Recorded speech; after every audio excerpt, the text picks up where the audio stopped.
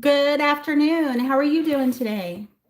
My name is Buffy. If you haven't met me, I'm a YouTube, TikTok, Instagram women's lifestyle creator. Today, we're talking about why you feel responsible for everyone else's emotions. Welcome. Let me see here. Fernanda. Hey, how are you? Hey, guys, welcome.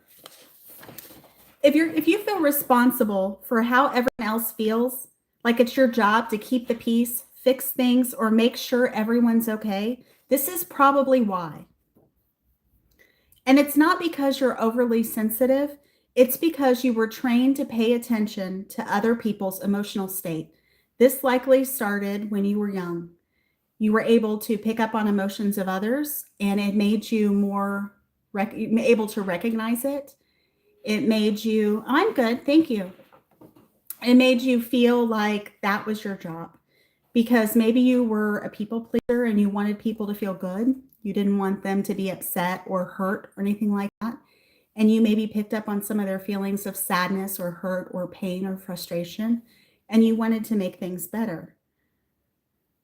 Let's talk about it. Let's define this clearly. This shows up as reading the room constantly, trying to figure out who are you picking up on. I have those feelings sometimes, and it can be really difficult to try to figure out who is, who has what at certain moments, or adjusting yourself to avoid conflict because you don't want to hurt anyone, don't want to harm anyone, or feeling anxious when someone is upset. Maybe that is a family member.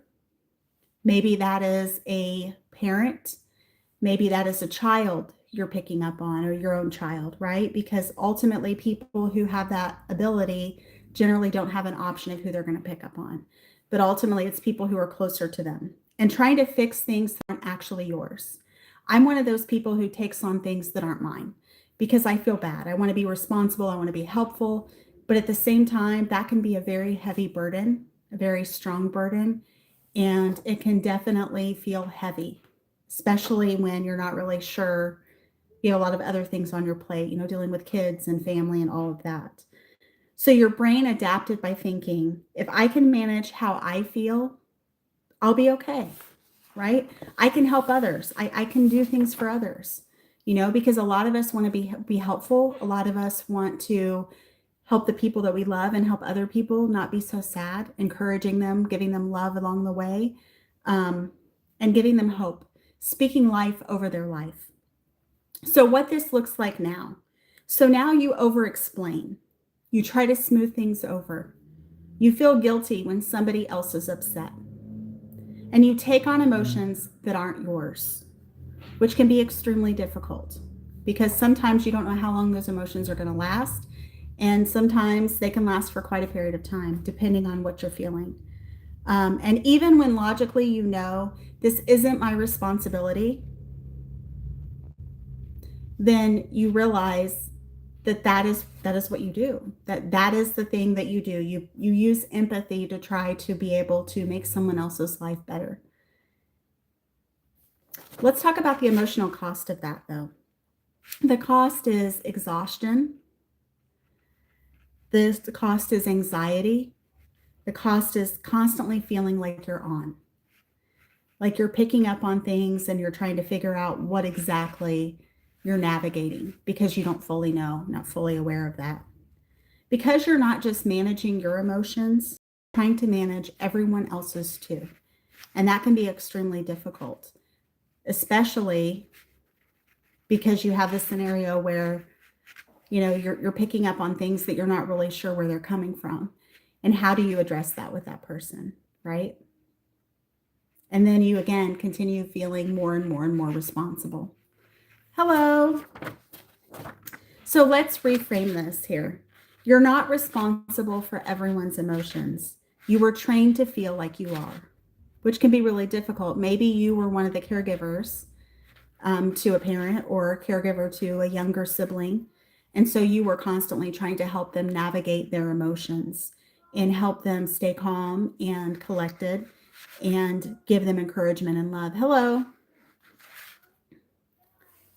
So, in closing, once you start separating what's yours versus what's not, things could definitely be a lot easier and less stressful, because with you continuing to deal with the emotions that aren't yours necessarily, it can be really heavy, really hard to manage both your emotions and the other emotions, as well as trying to navigate where you end and where the other person begins.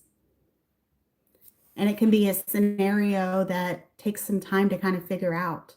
And there is no shame. I've had moments like this where I've seen someone who has alerted me. I've been alerted to this person. I remember I had a bunch of blood draw that day, and I was just not feeling myself. And I was like, God, I'm sorry. I can't today.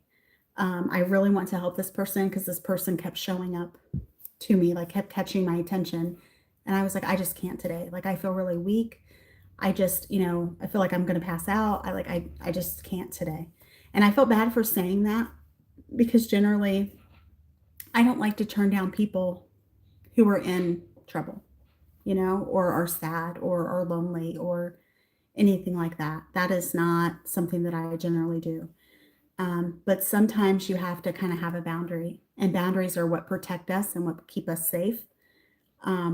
And ultimately, looking into ways that we can be able to help people without becoming fully immersed in their situation, because that can be extremely difficult and extremely hard to manage, to try to feel like we're constantly kind of navigating uncharted territory, not fully knowing, what exactly is going on. And so ultimately, that's kind of how that feels. So how many of you can relate to that, where you kind of can pick up on other people and you almost feel responsible for other people's emotions, even though you're ultimately not? It's just something that happens.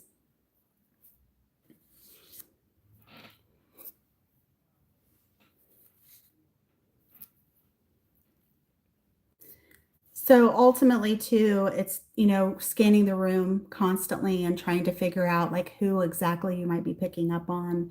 Oftentimes it can be closer to people maybe that you're closer to, your friends or your family. It doesn't always have to be. Sometimes it can be a stranger. Um, and you may or may not have some sort of issue where you have people approach you.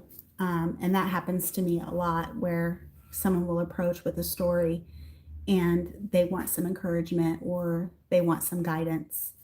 Um, just somebody to say it's going to be okay, and I think that a lot of people are struggling in this day and age because there's not as much community as there has been in the past.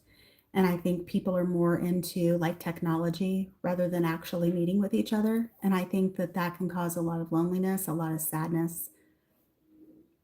So I just want to say thank you all for tuning in, and I hope you have a great rest of your day. And I hope you'll come back and see me again soon.